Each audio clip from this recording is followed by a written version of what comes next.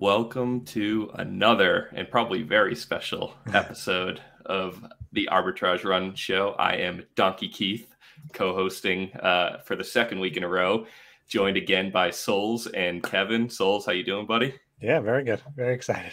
We got a lot to talk about tonight. Kevin, obviously, a lot going on. How you been? How you been holding up these last 2 days? Exhausted. So many races, so much fun, but I love it. Sleep has taken a hit. I love it. Well, clearly the topic du jour today will be 2.0 is here. We were waiting for it. It launched. I mean, the biggest takeaway, I think, forgetting the classes and the horses, like it went smoothly. What was it, like a 3-hour, 4-hour kind of implementation? No hiccups, technologically wise. Like that, to me, that's like major takeaway number one. I know a couple of people have said the same thing on Twitter, but we've come a long way where Zed can do a big update like this, some UI changes, clearly a huge class overhaul, all the horses getting new XP ratings and everything. And it went off without a hitch. Like, you guys kind of experienced the same thing? Yeah. I mean, that's one of those things that you take for granted, I guess, when it goes well. But if you remember, really like any launch in crypto gaming period has major hiccups. So for something to go that smoothly and like ahead of schedule in terms of the update, like I did not expect to get to play that night being on the East Coast. Yeah. And all of a sudden it drops at like 11 p.m. and next thing I know, it's 2 a.m. So wreck my sleep in the best way possible. But how about you, Souls? Yeah, I mean, it was the same. There was one like one little tease in the middle, right? Where like people were like, oh, I can, because I had it open also, right? And then I like looked back and you could see like your stable like very briefly or whatever, but then it kicked you back into maintenance. And it's like, oh man, like, do I want to stay up? And I did too, same thing. And I ended up going to bed, whatever. So I had shut the phone off 10:30. I'm in bed, going to sleep, and I'm like laying in bed, tossing and turning. And I happen to take one more look at my phone. I see a DM from Kevin because we were actually talking about buying a horse. And he's like, it's live. We can see the level of it now. And I'm like, oh shit. So then I'm in bed for the next, 45 minutes doing races and moving money around and all this stuff. So I feel you guys, but let's start high level. We got some good Twitter questions. I think we'll spend the majority of the time on tonight talking about, but Souls, like you've said privately, you've raced about 500 times in the last 2 days or day and a half or whatever it's been. Biggest takeaways with all those races? What do you like? What do you not like? And then Kevin will go to you with the same thing. Yeah, I mean, so yeah, definitely like one of the goals was to try to put in as many races as I could. And for me, that's personally like, that's probably more than I did in the last month. I know it's different for other people, right? But I mean, it's interesting. I like it. I haven't been able to like kind of sit and break down too much of like how those did, but the variety, how fast they're filling is amazing. Like I can pretty much burn through stamina in like an hour or 2 hours in paid, which is like kind of crazy, right? And I did put some free racing in also, but I tried to do almost that's all paid pretty much. And I like kind of how the horses are breaking out between the horses that are double up horses and the top three. The consistency, I don't know, I'm enjoying it. Agreed. Kevin, any differing thoughts, or are you kind of on the same page, putting in a ton of races and liking what you're seeing so far? Yeah, a ton of races. The other thing that's important to keep in mind right now is like how quickly things are popping off. Like obviously it's new, so it's going to be early on, but they're about to add tournaments back next week, and that's going to be another 20K a day for the first week of stimulus. So like they're popping off like this with really no incentive. Like it's a break-even game in this place. So when we add in paid qualifying, it's going to be, I mean, probably just as strong as it is right now next week, even after the new has worn off some. So I'm excited to see that. It's definitely a grind, but yeah, it's a fun grind. Kind of learning these horses that I haven't run a ton. I'm like, oh, that's a level whatever 530. Let me try that out. The other thing I think they nailed was, with class one especially, that's a super wide gap where you have like a 501 is nowhere close to like ready, set, boom at 620 or 612, whatever it is. But they have the 501 to 550. So I think that's something they can continue to do and change it. Maybe they go 501 to 525 and then 526 to 550. Like they can continue to segment that to make the graveyard, I guess, smaller in class one. And then maybe they have to qualify for class-specific tournaments, you have to do class-wide paid. So that's where you can kind of choose your adventure. Do you want to go against the rest of your class and try to play in that tournament, or do you want a little more fair paid racing? But I think that's huge. The variety of races being like double ups where you're not going to win a ton unless you have a top 1% horse, but you're also not going to lose a ton. And it seems like a good way to farm XP. I was looking at just the most efficient way to do it. Frees are obviously very slow, but if you have a really like low in the class horse, there's no risk to doing that. So just farm it up and then get where you're top half of the level, and then maybe try it and paid. That's an option we didn't have prior, which I think is great. And then on top of that, you can level up pretty quick by doing like high dollar double ups without a ton of risk to doing that. I think they have some equation in XP around like total dollars in the race in terms of the pot. So like a $5 12 horse race, maybe a $60 pot. That's how they weight the XP versus a $5 6-horse race only has a $30 pot. It's not exactly like half XP, but you get the most. Like those $15 double ups in they're gone now though. They're gone, but I think they did it for twofold. One, those horses were leveling up so fast, a ton of risk, because it was a 500 to 551. So those already are lower on the S curve, so they level up quickly. So they cut that in half, slowed the experience, but also gave the option for those types of horses to not have to risk as much to do paid. So I think it was a two-pronged approach in terms of why they lowered that. But yeah, a lot of fun so far. What are you thinking? Yeah, so a couple things on what you said. So it actually leads into one of our questions we got, which I'll jump into in a second. But you mentioned tournaments coming back next week, and that's actually another topic we'll go back to. But the one thing I think is interesting is we'll probably see, like you said, we haven't even seen the stimulus yet. So in theory, this level of racing probably continues at least through next week or thereabouts. But what's going to change is probably the composition of races. I would imagine 6-horse races are going to get crushed once tournaments are back and everyone's focusing on whatever is able to be qualified with. Like you said, it might not even be those class, 501 to 550 conditional races within C1. So once we know kind of all the dynamics there, clearly everyone's going to funnel into most likely double ups and probably at the lowest dollar value, right? So like we're going to see a ton of volume and races are going to pop off quickly, but we're probably going to see a change there. But you mentioned the different banding in C1, and I want to get both of your thoughts here. So Avon wrote in, we've seen discussions in C1 around banding and segments. What is the proper level, in your opinion, to keep things semi-fair, but also wide enough for volume? So he's saying, for instance, 501 to 525. So maybe Kevin, start with you because you brought it up. Like, do you like 501 to 550? Because I actually think you're a good person to talk to here. Not many people have horses above 550 right now. I would imagine you have at least a handful. Obviously, we know Ready, Set, Boom being at the very top. I have Crimson, maybe a couple others that are like in the 550s. But I'm almost worried about the flip side. The more we segment, we're actually screwing the top end because like all the volume gets drawn into those conditionals, right? Unless tournament qualifying needs to come from the totality of the class. So are you getting enough races with those top end horses? Are you okay with that? And then like, what do you think is the proper banding? Yeah, I mean, I think they've done a good job offering like different types of races for the non-segmented in-class races. Like, I think in tier 1 for the 501 to 550, there's that 750 double up, and then there's like a $5 top 3 for a 12 horse. But then if you want to go, I think into like 6-horse racing, you have to do it outside of that band. So there's like winner take alls with that. There's also a double up option. So there's different types of races where you can't do it in that band. Like if you want to go high stakes, you have to go class wide. But I really do. I think 50 could be a little wide. I think they could get away doing 25, especially early on. Like you have 501 to 525. You're going to have horses churning through that fairly quickly if they're getting any kind of volume. Yeah. Right.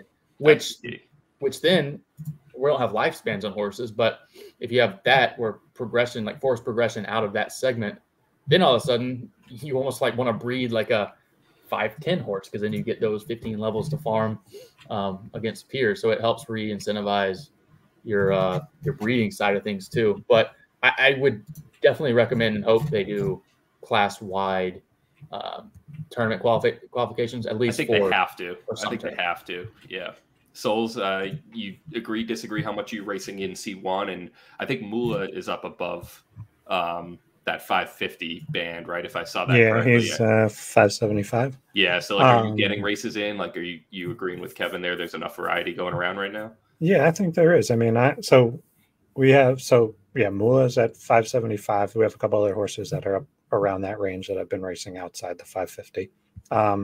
And they're finding races, they're doing well. The double ups go like fairly consistently. The top sixes, they vary a little more. And then within the range, we have more. So Genuine Risk made it at 540, so towards the top end. And that right now is our top earner.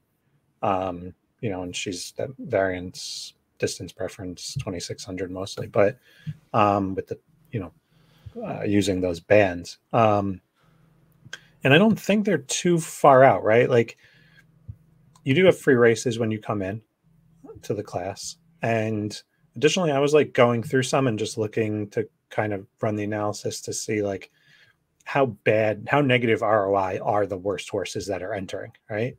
And we had talked a little bit about this, right? And they are right around that 40%. Like, there'll be one horse, right, that's like negative 40% who maybe just came into the class or whatever, like, or probably shouldn't be running a double up, is has the higher win equity, but like negative ROI type. So, I'm running Genuine Risk or Gens. Gens is 546, right? So pretty much some of the best marathoners you could get in the 550 range against horses who probably, one, shouldn't be running 26, and two, might not even be supposed to be running double ups, and they're only negative, at worst 40 or 50% ROI. Like, I think that's pretty tight.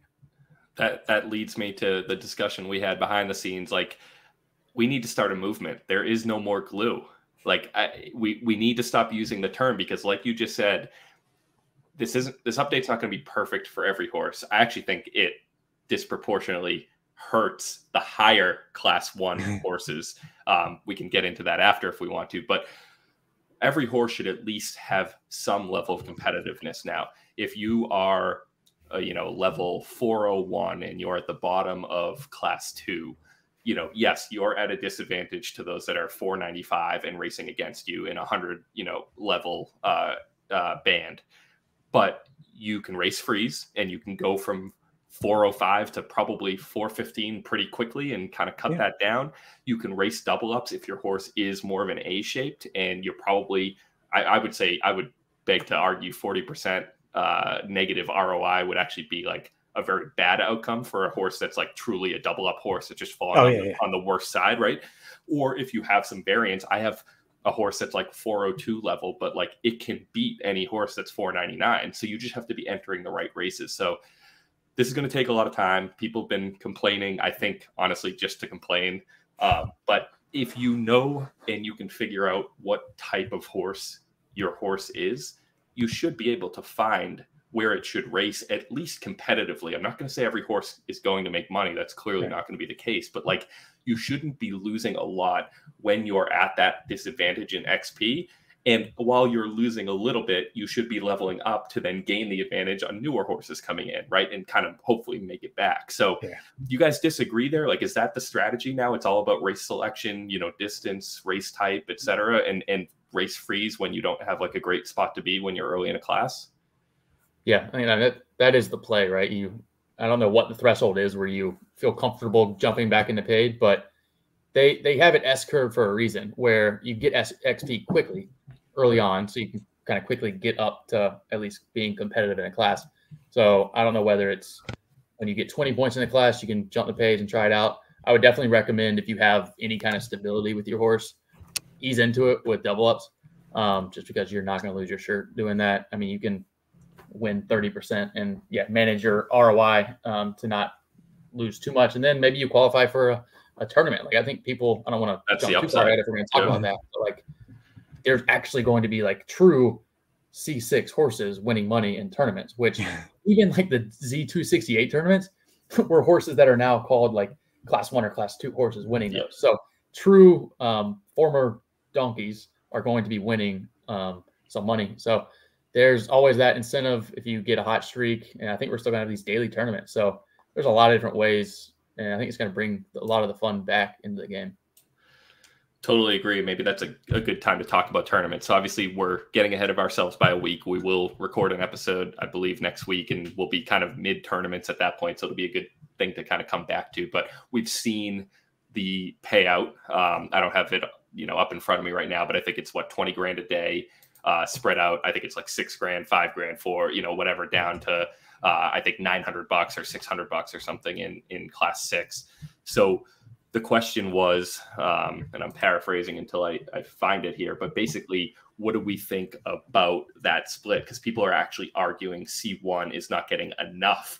Basically, coming back to the idea of what is the incentive right now to take a horse and actually level it up. If you have a Genesis that can go from C6 to C1, why would you do so? Obviously, the horse gets better the further up you go, but are you actually playing for more? And is it worth being low man on the totem pole every class that you level up into? So Souls, maybe let's start with you. Have you had a chance to think about those tournament payouts? Are you okay with the starting point? Do you think there's some tweak that need to be made over time or what?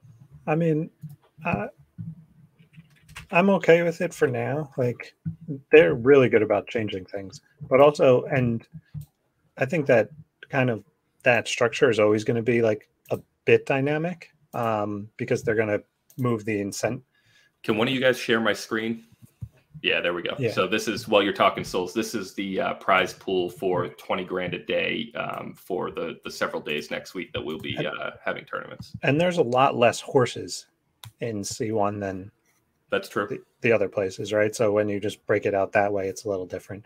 But they're really good about changing things, and I think that's a lesson that we just need to know about ZED and games in general, right? Is don't obviously plan short term and plan long term, but know that your long term plan has to be super dynamic, because they're going to be dynamic, and they should be. They need to see different places and each week or whenever they feel necessary, incentivize things in a different way, and these are the way that they can kind of move those levers. So I think it's a great starting point. They have to start somewhere. So yeah, Kevin, what do you think? Same thing? Yeah, I think the finished product is more weighted towards class 1 unless they have other levers they want to pull to incentivize classing up, because this mix doesn't do it. I was thrilled when Mirajo, one of our Genesis sprinters, came in at 495 points, because that horse is a variance cluster, right? So it didn't get the BA, I guess, grading to make it class 1. But I have zero incentive at all to move that thing out of class 2, especially with paids popping off like they are. And I'm going to get this level of a payout, 80% of what the class 1 gets against way easier competition. Why would I class up? So that tells me C1 should get more, or there needs to be more benefit in being class 1. There's all these other levers they can pull. I know they've maybe teased some of them. So this is a starting point. We need to keep that in mind. But for now, I think you want to definitely err on the side of spreading it evenly across, generate excitement across the board. So many of those class 6, class 5, class 4 horses haven't been able to earn anything. So it'll be fun to watch some new horses win, and hopefully some new stables get some excitement. Yeah, I think that's fair. Are you guys thinking at all about, obviously the three of us have several horses, dozens that we're probably going to be trying to qualify any given day. Are you making the conscious decision to say, hey, the lower hanging fruit might actually be with lower class horses, even though you're playing for a lower dollar value? Maybe you have more that start higher in the class. Are you going to be putting time there, or really just focusing on here are my C1 and C2 horses, and I'm just racing all of them because that's all the time I have? So Souls, what are you doing as far as next week? What's your plan for racing down the ladder here? Yeah, I mean, well, it's next week because it's paid, right? So you can kind of continue on with wherever your horses were good at paid, and then if they make it, there was that interesting dynamic previous where, and it may come into play, we'll have to see, but where for the variance horses in certain types of tournaments, it was kind of tournament wise better to race in double ups, right? Where your win equity was high, could be higher, to try to keep on winning, right? To hit those kind of things and make the tournament. Whereas Now I don't know if I'll necessarily, make those decisions. I might just race them where they're optimal, and if they make it, they make it. Where if you have a horse that's lower in the class that's a variance horse, you could make that decision to say, hey, let me, I'm not profitable right now. I'm just racing for the experience. Let me take my shot at that tournament and race my variance horse in the double ups, and try to enter that way. That's a good point with zigging in terms of you have a variance horse. Everybody, you're like, all right, I need to run my variance horse outside of double ups. So then everyone does that. And then if you're the one variance horse running double ups, yeah, you may not be profitable in terms of ROI. Right, that's the key. Right. But your win equity just went from 15% in the U-shape race, and now you have a 25-30%, which almost doubles your chances of making that tournament. So that's interesting, just kind of deferring your ROI towards the tournament instead of that individual race. I won't be shocked if next week we see, especially next week in particular with the juiced pot, if we just see people not even caring if it's a double up or a top three, and just like whatever is popping is filling with whatever types of horses people want to try to qualify. I wouldn't be shocked. But again, that could be if you have a second to think, okay, what does this field look like if you're using, Stack Nax or whatever, one of these plugins or tools, like maybe you can have a little bit of an edge there. But I am thinking next week could be just like the ultimate, just like keep clicking and getting as many horses as you can involved with all the money they're throwing out. Yeah, I agree. I think you will see 6 horse or 6 gate races fall off a bit with that. Those will be for horses that like have already qualified and want to keep racing, right? So like if they're not going to count against you, you can run them and keep leveling up, because I think that's the key here too. Like we need to remember like leveling up is now like a part of the game, and we got a good question too of like, do you guys feel, do you feel more pressure to run higher dollar races because you could be lapped quicker if you're not leveling up as fast as your competition? And is that dynamic about gaining XP like a good kind of push to continue to push the needle on where your horse can enter? So like Kevin, I know you run high dollars anyway, but are you like pushing the envelope with horses that wouldn't normally be running, I don't know, a $25 6 horse race? Those are popping off pretty good, like a top 2 or a winner take all. Like, are you throwing more horses than you would have in races like that? Because relative to the $250 or the $5, you're just getting so much more XP, even if you lose. I think so, but it's interesting from an XP standpoint. Maybe it's something they address going forward, where all of the high dollar races right now are 6 gate races, which makes sense, right? They're going to fill faster because there's only half as many you need to race. But like I said, with the equation they're using to do XP, it's based on the total pot amount. So you could have like when they had those $15 double ups, the pot amount was $180. So you could have a $25 6 gate that if you won, you were getting less XP or around the same XP as someone who only risked $15 and did a double up. So it's just a little wacky with that, especially if you're doing like a winner take all. I think it should be more tied to your like ROI exposure or whatever you're risking as your downside. Agreed. So I think like winner take all should pay out more than double ups, things like that. So until they fix that, I don't really feel that much pressure to race outside of those high dollar double ups. Honestly, if you're farming XP, like that is the spot you want to go to. Yep. Yeah, I agree. I mean, the more of the pressure is just about racing. Right. Because more so in class 1, I think that's the biggest difference. Like the other classes, if you fall behind, they're capped, right? So if you don't race for 2 weeks, like you really only fell 2 weeks behind. But like in C1, if you don't race for 2 weeks, whatever ROI gap that 2 weeks worth of racing is, like it could take RSB 2 years to get to 700. We don't know like necessarily at that high end how long that's going to take, but now you've lost that ROI, 2 weeks of ROI, like however far you fall behind for 2 years, right? Because you can't reach the cap that quick. So I think in C1, I think there's just more pressure to race to not fall behind. And like Genuine Risk had 18 races and made 3 levels. Like it's different. RSB probably did the same amount of races and made half a level. Right. So, there's a difference there because she's, but she's still not that low. She's 540, right? So 1 day of racing was 3 levels. Like, and that's maybe pretty far. we've talked about S curves a couple times now, but not everyone might be familiar with what we're talking about or how it plays out. So maybe Kevin, do you want to like explain what we're talking about, these S curves, on how XP works? BG, I know, and others have put out actual graphs now that we've seen enough horses. We know what the actual progression is, but it varies by bloodline as well. So just give the 30-second overview of what we're talking about. Yeah, I mean, at its simplest form, it's just that you don't need as many XP points or XP to level up lower levels as you do the higher levels. So Within you may need class. 1,000 to go from 501 to 502, Right. and you might need 10,000 to go from 599 to 600. Yep. And then it kind of resets again at the next class, in the S starts over again, right? So the lower people in each class will level up quicker than the people in the mid to upper end of that class. Yeah, and that's what Souls was saying about class 1, where because it is the highest and it's 200 points wide, you have, the tail is just so much longer that like Ready, Set, Boom, I think, let's see, needs 27,000 XP to go up 1 level. Whereas like you get a horse in, I don't know, the middle of like class 5 who only needs like 900. Yeah. Yeah. No, it's to go from 100 to 101 was 1,000 XP for a Butte, brother, right? Like I'm looking at a Donkey Zabo, and it's 930 to go from 137 to 138. Okay. Yeah. This was probably Butte. Yeah.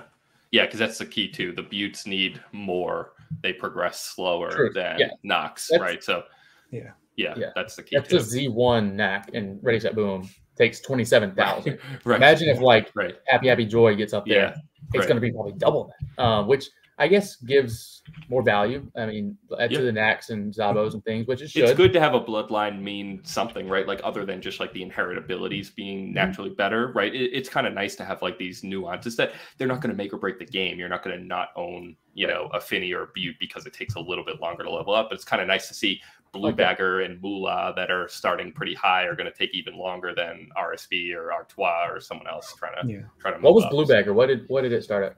570 or 50. Hold on, I'll pull it up. But something. So Moulah at 575 needs 9,300. We can compare this real quick. We'll do it live to level up. I'm pulling up Blue Bagger now to at least see where he started. He's actually a tough one to race now because 557, so he's above the 550. So I haven't been able to farm those easier are the races. hard ones. This is honestly like Crimson being 581 and Blue Bagger being 557 have like destroyed my ability to race those horses the way I would have wanted to, because there is that segmentation within C1, which is great for all my other horses. So I'm not complaining, but those ones that are stuck up above that aren't naturally as dominant as RSB, for an example, is they're kind of in that opposite of a sweet spot, I'd say. I found with some of the sprints though, like the $2 top threes at the open level are not much different than 501 to 550. I've noticed the same. You just can't get down the big dollar value. Like I can't race Crimson. The problem is like Crimson being rated so highly, I can't actually put her in these $25, $100 6-horse races because like she's actually not one of the top 2 or 3 favorites in those races. Like there's so much variance in those races now that Crimson just doesn't have. So I'm kind of stuck with these like $250 and $5 just open, top 3 or double up races. So Souls, what'd you say Moulah was? How much XP? 575. How much XP? 9,300. Okay. So I've got Granger Plan, who's 574, so basically there. Yeah. But a Z3 Nakamoto legendary, and it requires 7,800 XP, one level lower. So not that different. But I think so. Not only like Buterin need to level up the slowest, right? Yep. But also it's reversed with Genesis to Pacer, right? So did they do it? So I was just going to ask that. Is there a difference between the breed type as well? But I thought it was just bloodline, but I haven't looked. That we'll have to confirm. I don't believe it is. I thought I saw 4 S's on all the pictures that I saw. Yeah, I've got Supreme Polarity, who's 476 or 576, Z2 Nakamoto Genesis, and it's 8,500 at that point, which seems pretty similar to Granger Plan. I think it's just by bloodline. And what was Granger Plan? Was 574. But a level or two below, right? Yeah, let me look. Right. It's a legend. It's a legendary. Legendary. Yeah, 7,800. So I feel pretty confident those are the same scale, just 2 levels different. Yeah, it doesn't mean they couldn't do that in the future. In theory, that's another way you could tweak everything. But I think for now, it's just based on the 4 bloodlines. There were 2 other good questions that I think will take a little bit of time on each. So I want to get to those. And they kind of shift a little bit away from like focusing on the racing. One's about breeding, but the first one is about for a smaller stable with, let's say, 1 ETH, what sort of horses and class should they focus on? Because I think this gets to the broader argument, debate around, you know, is the new meta being out of C1 and at the top of another class, or is it being in lower C1 because you get these conditionals, or is it getting into the upper C1 because then you just can be better than every horse? Like, where would you guys be if you're coming into the game? And ETH is a good amount, right? Like, that's not nothing. We need to save some for racing because it is more of a paid racing environment now. But like, what would you do, Souls, maybe high level starting with you with an ETH these days? Yeah, I mean, I think that's a pretty big budget to come in, but we could probably do it at half that or a quarter of that as well. But yeah, I think it breaks out probably the same. I mean, assuming they know ZED, well, okay, if they don't know ZED, right, and they're just coming into the game, then I've said it all the time, like, buy a cheap horse, learn the game, level it up. Like, doesn't really matter. Just that's never been more true than now, right? Like we've said that in the past, but like you can actually do that now. You can go buy a class 6 horse and like you are competitive from day one. Like, again, there is no glue. So like that like people need to remember that that's never rang more true than right now. Yeah, you buy the 6 and then you can race paid too and just see what it's all about. Like, they're only 50-cent dollar races down there, right? And then you go up through the class, see how long it takes, like all that kind of stuff, and you can learn it all. Like, so first learn it, right? And then assuming now you know and you're like, okay, I want to put money into the game, I think it probably depends on how you want to do it, right? Do you want to play casually? If you're playing casually, then I'd say, like, you know, you play on the weekend, something like that, I'd say get a few horses near the cap, mix of distance preference, stability, BA, however you want to do it, proven racers, and enter races, watch the races, cheer, have fun, like, and, you know, enjoy your casual time near the top of the classes. Maybe get, you know, C1 in there that you can move up and be competitive there. If you're a grinder, probably get horses near the bottom, grind them up, flip them. Variance horse is probably better because you probably can at least somewhat like hold your own at the bottom of the class, as opposed to BA. If you're just come into a class and you're at the bottom of BA, like, it's probably going to be, you're going to get smoked a lot in those double ups. But and then if you want to be a breeder, I think that one's like just a simple ROI calc on how much stud money they can earn, and, you know, just pure value there. But I think those would be my 3 suggestions, maybe based on like loosely how you want to play the game. Kevin, any thoughts there? Yeah, I think he nailed it. I'll answer it, I guess, in a different way, since he did a good job walking through the responsible way to do it. But if we're looking for like a 1 ETH budget and you want to figure out what horse to buy or what kind of horse to buy, I think one example would be like a horse like Phenomena, who is like a Nakamoto, a lot of variance, really has no business being in class 2, kind of like Mirajo, but it's a 495 level. So you're going to get the Nakamoto benefit of leveling up quickly. You're going to have a low Z to breed. It has a huge U, so you're going to be winning a ton of races with tournaments every day against horses that are better or are not better. You want to show my screen, Kevin? Yeah. So this horse, Z2, huge U, natural U, sprinter, starting at 495, like Kevin said. Yep. And the way they're doing tournaments, I mean, it's daily for every class, right? So like U's aren't going to make it every single day, but this horse is going to have its moments where it tears up qualifying, and then it has a really good 2 or 3 races, and you just take down the entire pot.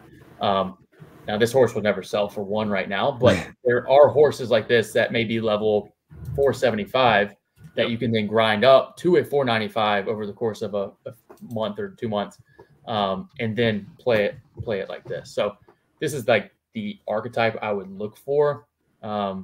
Because for me, I mean, I race to win the race, right? So the podium heavy meta is one you can play to. I want to bring home the gold, and I think these types of horses, especially when you're racing against class 2 and like levels below this, they're going to win a ton against those types of horses. Yeah, so you mentioned Phenomena, and I've seen that horse a ton with this horse that Donkey and I co-own, Unyielding Special, and I was surprised to see this end up in Class 2, but it's 498. Yeah, it may have started at 497. I forget if I've leveled at 1, but just slightly higher than Phenomena. And this has been honestly my probably most fun horse I've raced. Like, it's got a bunch of $25 wins. It's winning a ton. I think it's made probably 0.1 to 0.15 in 18 hours of racing. So these are definitely the horses. Again, like, I wouldn't sell this for one, but if you can find one of these maybe at like even more toward the mid or bottom of C2 that can at least hold its own on the way up, and then maybe have fun staying at the top of a class, I do think that's the other way to go. I have two like that. One's for sale for 1.25 unfolded, and then Racy Gray.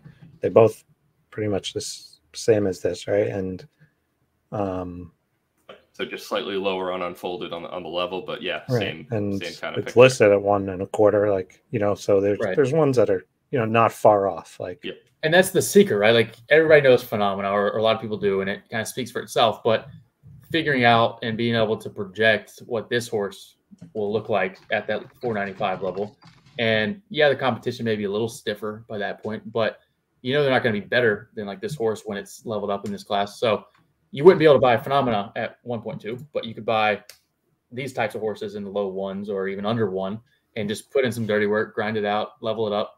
And that horse will compete at level 460 in class 2. So you're not like you're going to be grinding freeze. You're still going to have some good times in tournaments and have some fun with it. But then your true like payoff is going to come a few months down the line when it's maxed out in class 2.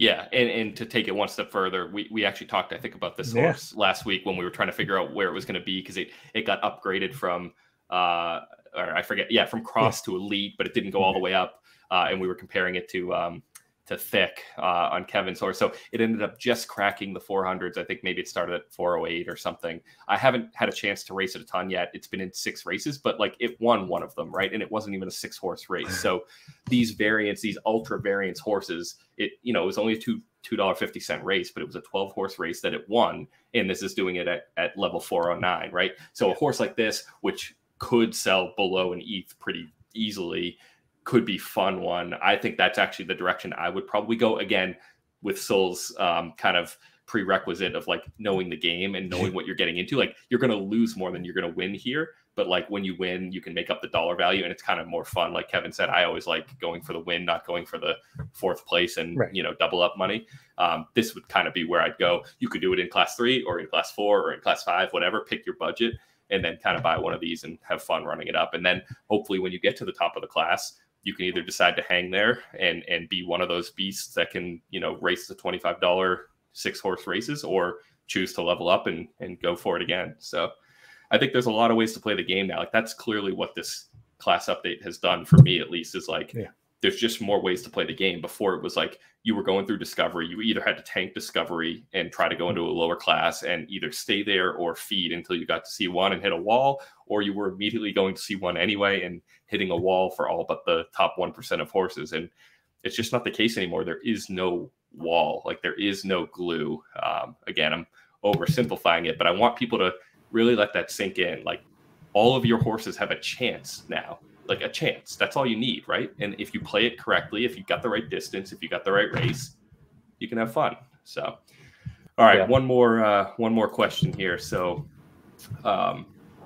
this one's interesting. There's been a lot of talk. I think Wagme had a thread on this. I'm forgetting who else. I know Sonny chimed in on one, but basically this thought of, why would anyone pay for a premium breed anymore in this new meta? Obviously, Arbitrage.Run, where everyone should be going for their breeding needs. Part of your business, Kevin, is relying on these premium breeds. You have the horses, and you have clearly the pedigree. You've bred a ton of these. So, like, what would the argument be for someone saying, like, I'm not paying an ETH or more now for an offspring of, Supreme and RSB or whomever? what would be the counter argument to that, given the meta we know exists today? I mean, the counter would be you're going to have, I mean, like you may not have a horse that's in class 1 already. So if you want to kind of play in that playground, that's a almost guaranteed way to get a horse that's going to be there. And then you almost get rewarded more if it's not like a total killer, because like if you get, I don't know, RSB had one where I think the lowest it spread is like a 508. But if that's the case, you're like, oh, well, great. I can play in the 501 to 550 playground for a few levels once I get up there. So I think there's still the option with that. You're going to have these daily tournaments where when you don't have that many horses in class 1 and they have, I don't know, how many are in each funnel? Is it the 48 example, or are they going back to 192? I think it's going to be the 48. I don't have it up anymore, but I think I saw 48. But you're going to have like a shot at that every day, and they're going to be stimulating the economy so much with those tournaments. So plus you're going to have like just the lotto ticket of knowing exactly what you have faster. Like people wanted odds back. You're going to have that now. Like, you run a Griffin. I ran the Griffin. Have you guys run one yet? Yeah, I bred 2. I was telling you guys in chat earlier. I don't know if you saw it, Souls, but I bred 2 Genesis that were, I think one was like 435 and one was like 460, and I got a 512 or something. Yeah, like what? So that was pretty cool. Like that was the odds feeling of like, hey, this thing just ran, it flamed and got, second, I think, in the Griffin.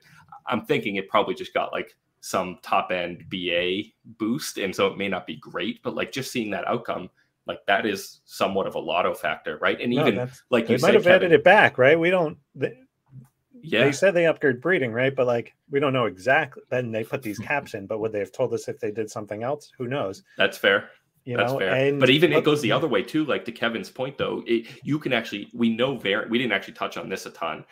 Maybe this is something you want to touch on too, Souls. Is like we know variance is clearly not heavily weighted in this new, level formula that they've come up with. So you could actually breed 2 really good horses, like at least one having massive variance. And if you come out with a class number, a level number that's way lower than you expected, in your mind, you can actually be like, oh shit, I might have hit the variance lotto here where I didn't pull all the DP or all the BA, but like I got a ton of that pass through variance, and you might actually be almost in a better spot if you end up in the right spot. Yeah. Yeah. It's and just seeing all the horses, like when you click on the Griffey results and then you see the number on every horse, like, I don't know, it did bring back that, and we've all had that crazy odds feeling from Griffey's, right? Or like, obviously Kevin, you when you ran up POP and LBJ Goat, like, right? And that feeling, like, I don't know, it's pretty cool. So yeah, I really enjoyed that. And one side note, I did just upgrade the first horse from one class to another. Success. Live on air. So the first horse you went and explain it. Was it a Genesis? You went low? No, it was not a Genesis, just like a let's see, Buterin exclusive. Just that started at 100. So right at the top. Yep. Yeah, it was like 1,000. Needed 1,000 experience, and got it and upgraded it. So that's great. Did it do any sort of fanfare on the site when you? There was a cool little There was a cool little graphic. I mean, it wasn't like Final Fantasy VII where we had like like no like music that I heard. But we should have had you screen share that. I know. Yeah. I should have done it. Well, that's cool. That's some Zed history right there, made tonight. First horse has been leveled up or classed up, I guess. Yeah, classed up. Classed up. Hopefully someday they'll like incentivize it more, where like you get skin or something for classing your horse up. Or I thought maybe there'd be, because I was looking like at the back end a little bit on like what calls it was making, and for some reason it looked like it was like making a call to see how many Zed tokens I had like claimed. So I was like, oh, maybe they're gonna airdrop me. Maybe when you class up, you get 1,000 Zed token or something like. Interesting. But it doesn't appear like they've talked about incentives. Like we don't have them now, other than there is more money in daily tournaments, but the argument being maybe there's actually not enough to incentivize you to go up. But so I think Zed is holding some things back. I think we're going to find out pretty soon. Zed token could be a very easy one. A skin could be an easy one, or just I don't know, something we're not even thinking about for each individual class being more attractive than the other. So I think we're going to get there. I think there's going to be enough incentive just based on how confident they sound, you know, when you see them in ZED General and whatnot, to make that the priority. So we'll see, but that's awesome that you got the first one up there. That's great. Yeah. Cool. That was kind of everything. I know, Kevin, you wanted to, we did spin the wheel last week. You had a lucky winner for the profit share. What was it? 13% or something in that ballpark? It was 19% of your net profits for the lucky maiden, which congratulations. You did very well in, again, tied with WAGMI for the overall grand championship. So talk about that, give the recap there, and what that lucky stable was able to go home with. Yeah, so we had Wild Grandeur, so the Wildcatter Grandeur it out, Offspring tie for first, I guess technically second, since we didn't get the tie break. But from a payout standpoint, we got half of the grand final payout champ.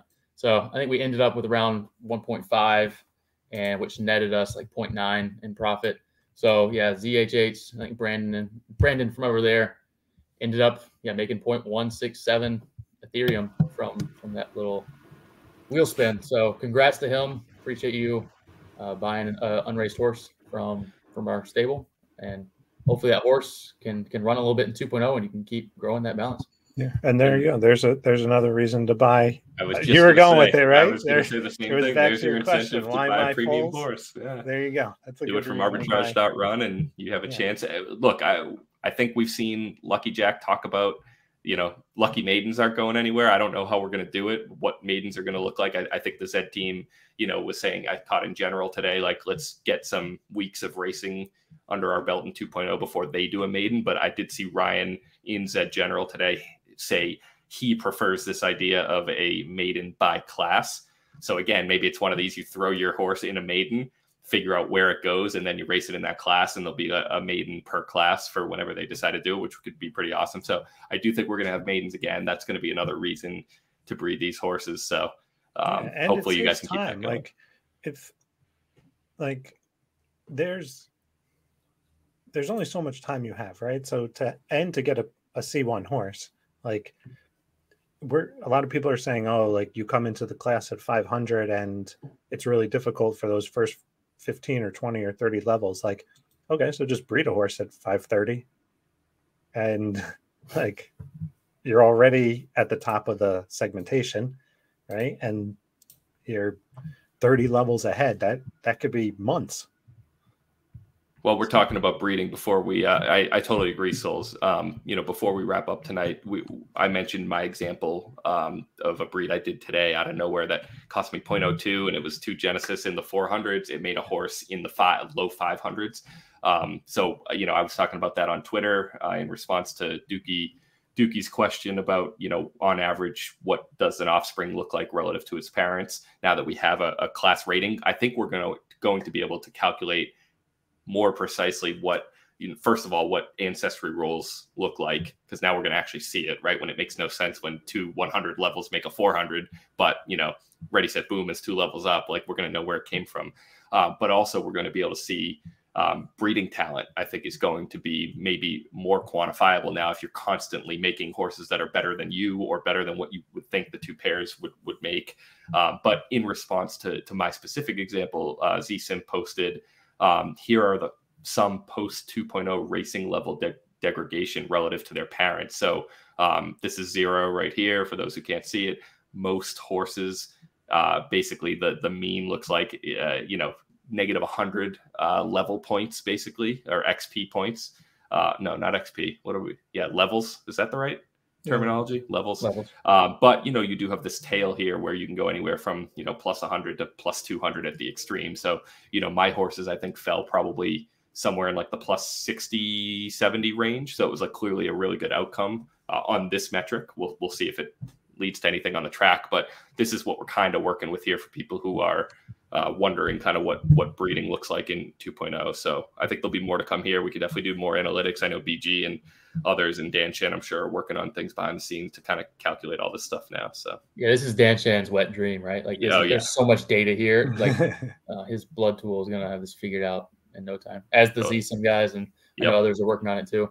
I'll be curious to see like those types like Pearly, who it appears like they have some breeding talent where there's just been so many hits that are better than it. Yeah, One More Influence I think is another one I've seen. Like there's some that have clearly shown in a decent sample size. Clearly we're not at 30 or more of any of these, but that's going to be fun to watch. So any closing comments, either of you guys? No, I mean, once again, echoing like how smooth it's been amazing. They've come a long way over the last 6 months.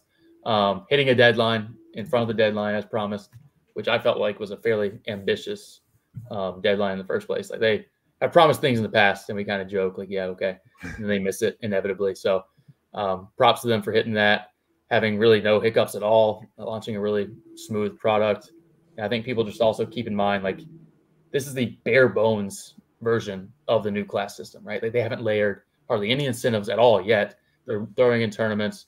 There's just so much they can do with this over the next year plus. I've never been more confident that we have like the right people in place. I like that the system it like prevents tanking. Obviously, we didn't even really talk about that, but it does a good job of assigning horses where they belong to be. We can just now get them incentivized to go to class 1.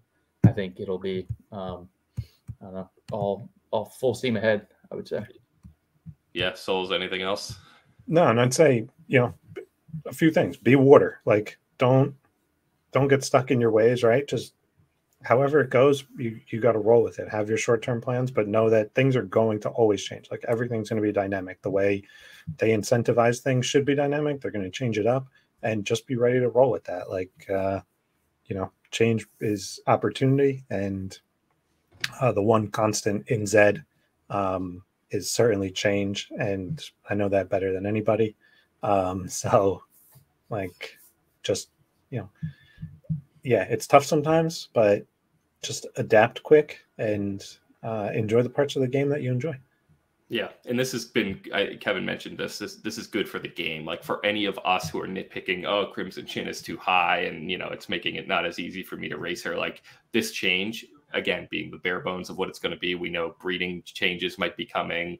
We know more incentives might be coming. But like already today, I feel better about ZED lasting, which is good for all of us, right? So let's try to be water, I think is a great reference, a great metaphor. And remember, there is no more glue, okay? We're starting a movement here. There's no more glue. Find your sweet spot, race it there.